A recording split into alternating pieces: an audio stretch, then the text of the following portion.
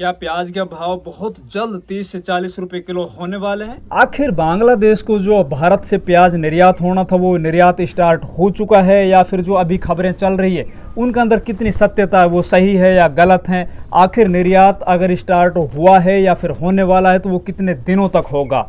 और प्याज का हमारे देश के अंदर इस वक्त किसानों के घरों के अंदर कितना % प्याज है वो स्टॉक बचा हुआ है, व्यापारियों के पास कितना स्टॉक है वो अभी बचा हुआ है। और भारत सरकार ने अब की बार प्याज का जो स्टॉक किया है नेफेड ने वो पिछले सालों की अपेक्षा ज़्यादा किया है या कम किया है?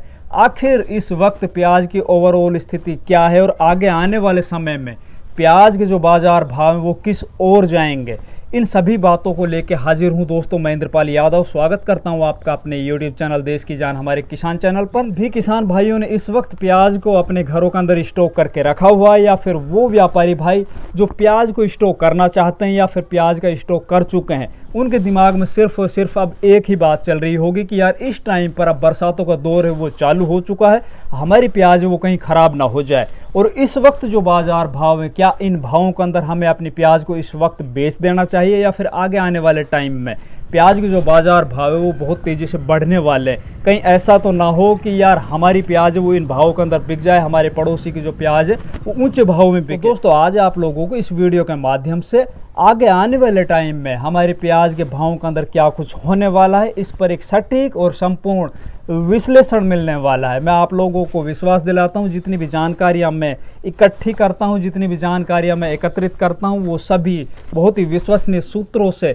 ली हुई जानकारियां होती। साथ ही दोस्तों मेरा प्याज फसल के अंदर पिछले 25 सालों का जो एक्सपीरियंस है वो चाहे खेती से संबंधित एक्सपीरियंस हो या फिर हमारा प्याज का मंडियों से संबंधित एक्सपीरियंस है। साथ ही दोस्तों हमने पिछले काफ़ी वर्षों के अंदर देखा है जब जब प्याज के बाजार भाव बढ़ते हैं उनके अंदर कौन कौन से जो फैक्टर होते हैं वो ज़्यादा मैटर करते हैं। दोस्तों सबसे पहले अपन बात करेंगे वर्तमान स्थिति के अंदर हमारे देश में कितना % प्याज है वो बचा हुआ है और प्याज की जो डिमांड है वो दिन प्रतिदिन बढ़ रही है या फिर घट रही है। साथ ही दोस्तों अभी वर्तमान स्थिति के अंदर प्याज के बाजार भाव है वो कितने हैं?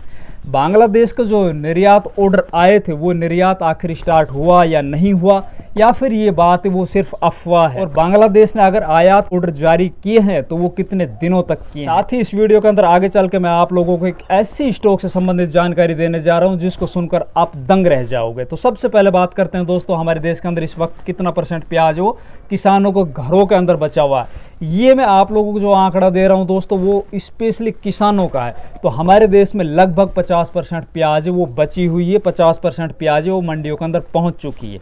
बात करें अगर क्वालिटी वाइज दोस्तों तो इस टाइम पर अभी तक हमारे देश के अंदर जो किसानों ने प्याज को अपने घरों में स्टॉक कर रखा है वो टोटली बढ़िया क्वालिटी के प्याज है वो स्टॉक कर रखे हैं। बाकी जितना भी हल्का माल था दोस्तों वो लगातार मंडियों के अंदर जा रहा है और जितना भी हल्का माल बचा हुआ वो लगभग जुलाई के महीने में निकल चुका होगा। अब बात करते हैं दोस्तों पॉइंट नंबर 2, अभी हाल फिलहाल के अंदर हमारे देश की प्रमुख प्याज मंडियों के अंदर प्याज के जो बाजार भाव वो क्या चल रहे हैं। तो इस टाइम पर अगर मैं आप लोगों को देश के प्रमुख प्याज मंडियों की अगर बात बताऊं तो उनके अंदर प्याज के जो बाजार भाव वो 10 रुपए से लेकर 20 रुपए किलो तक चल रहे हैं। 10 रुपए का गैप है वो भी क्वालिटी वाइज, क्योंकि अब की बार जो प्याज की क्वालिटी है वो मंडियों के अंदर इस वक्त बढ़िया क्वालिटी के प्याज बहुत कम पहुंच रहे हैं। जो बढ़िया क्वालिटी के एक्स्ट्रा सुपर माल होते हैं वो इस टाइम पर अगर मैं आज की बात बताऊं तो 20 रुपए किलो के अंदर बिक रहे हैं, वो भी बहुत कम लाट होते हैं। बाकी जो चलता बाजार है औसत भाव वो लगभग 15 रुपए किलो से 17 रुपए किलो के बीच में इस टाइम पर चल रहा है। साथ ही बाजार है वो 2 से 3 रुपए किलो अप एंड डाउन लगातार चल रहा है। किसी सप्ताह के अंदर 2 रुपए किलो की तेजी आ जाती है, किसी सप्ताह के अंदर 2 रुपए किलो की नरमी आ जाती है। बात करते हैं दोस्तों पॉइंट नंबर 3, जिन किसान भाइयों को घरों के अंदर प्याज का स्टॉक इस टाइम पर बचा हुआ है उनकी मनोदशा आखिर क्या है? देखिए दोस्तों मैं भी एक किसान हूँ, मैं भी यही सोचूंगा कि यार मेरा माल है वो बढ़िया रेट के अंदर बिके, चाहे मेरे को 1 या 2 महीने प्याज को स्टॉक करके रखना पड़े। वैसे दोस्तों बारिशों का दौर है वो स्टार्ट हो चुका है। जिन किसानों की प्याज हल्की है या जिनको ये लग रहा है कि प्याज हमारे खराब होने वाले उनका दिमाग इस टाइम पर थोड़ा विचलित हो चुका है। वो अपने प्याज को इस वक्त मतलब जुलाई महीने के अंदर बाजारों में पहुंचाना स्टार्ट कर देंगे। बाकी हर एक किसान के दिमाग में सिर्फ और सिर्फ एक बात घूम रही है, जैसे ही बांग्लादेश को भारत से प्याज निर्यात स्टार्ट हो जाता है वैसे ही प्याज के बाजार हैं वो ऊपर की तरफ चढ़ जाएंगे और उस टाइम पर अपन को प्याज बेचना। दोस्तों अब बात करते हैं पॉइंट नंबर 4 और इस वीडियो का सबसे पॉपुलर टॉपिक क्या भारत से प्याज का निर्यात बांग्लादेश को स्टार्ट हो चुका है या फिर होने वाला है, और आखिर होगा तो कितने दिनों के लिए होगा। बहुत सी भ्रांतियां हैं ना, वो किसानों के दिमाग में भी और व्यापारियों के दिमाग में भी। जहां तक दोस्तों हमारे पास जितनी भी इंफॉर्मेशन है उसके आधार पर मैं आप लोगों को बताना चाहता हूं, बांग्लादेश के अंदर बकरीद का त्यौहार है वो आने वाला है। बकरीद त्यौहार से पहले वहां पर प्याज की जो थोक बाजार भाव वो 40 रुपए किलो से ऊपर पहुंच चुके हैं। इस देश के अंदर किसी भी चीज का थोक बाजार भाव लगातार बढ़ता हुआ दिखाई दे और आने वाले टाइम में ऐसा सरकारों को प्रतीत हो लगे महंगाई वो अपनी चरम सीमा पर पहुंच जाएगी, तो वो गवर्नमेंट कुछ ना कुछ हथकंडे अपनाती है। उसने भारत सरकार से मांग की कि आप हमें प्याज दे दीजिए। भारत सरकार ने बोला कि भैया हमने आपको कब मना किया, आप जितनी प्याज चाहते हो हम आपको निश्चित तौर पर देने के लिए तैयार। बांग्लादेश ने जैसे नोटिफिकेशन जारी किया, हो सकता है वहां पर 2 से 5 रुपए किलो की मंदी आई होगी निश्चित तौर पर। जिन किसान भाइयों ने या जिन व्यापारी भाइयों ने बांग्लादेश के अंदर प्याज को स्टॉक करके रखा हुआ तो उनके अंदर हड़बड़ाहट आ गई होगी कि यार प्याज के बाजार भाव है वो अब नीचे की तरफ जाएं, क्योंकि प्याज है वो बाहर से आने वाला है, भारत से आयात है वो होने वाला है। जो ओवरऑल बात निकल के आई है उसके अंदर एक तो ये है कि इस बात के अंदर सत्यता है कि बांग्लादेश ने भारत से प्याज मांगी है, भारत ने उनको बोला है कि आप प्याज ले सकते हो। अब बात करते हैं प्याज आखिर 7 दिन के लिए जाएगी या फिर 90 दिन के लिए जाएगी, आखिर ये कितने दिन के लिए जाएगी। तो देखिए दोस्तों, बांग्लादेश के अंदर प्याज का जो लगातार शॉर्टिंग है वो अब इससे आगे चलती रहेगी। बांग्लादेश के अंदर कोई नई फसल ऐसी मेरे को लगता नहीं कि अब आने वाली है, तो बांग्लादेश को लगातार भारत से अब जो निर्यात है वो चलता रहेगा। भारत ने बोला होगा कि हम अब आपको जब प्याज का निर्यात करेंगे तो आगे आने वाले जो 90 दिन है उनका हम एग्रीमेंट करते हैं, उससे आगे अगर आपको प्याज चाहिएगी और हमारे पास प्याज के पर्याप्त मात्रा में स्टॉक होंगे तो हम इस एग्रीमेंट को आगे बढ़ा देंगे। क्योंकि भारत सरकार को भी पता है कि आगे जैसे सितंबर अक्टूबर आता है हर साल प्याज के बाजार भाव बहुत तेजी से बढ़ते हैं, और आगे जो 2 साल पहले जो हुआ था उसको भारत सरकार कभी भी नहीं दोहराना चाहेगी। तो दोस्तों प्याज बांग्लादेश निश्चित तौर पर भारत से खरीदेगा। अब वो कब खरीद करता है, वो बकरीद से पहले खरीद करता है या बकरीद के बाद खरीद करता है। बात करते हैं दोस्तों अगले पॉइंट के ऊपर। हमारे देश में नेफेड ने अब की बार कितना % प्याज है वो पिछले सालों के अपेक्षा ज़्यादा या कम स्टॉक किया है, तो मैं आज आप लोगों को जो जानकारी देने जा रहा हूँ उसको सुनकर आप दंग रह जाओगे।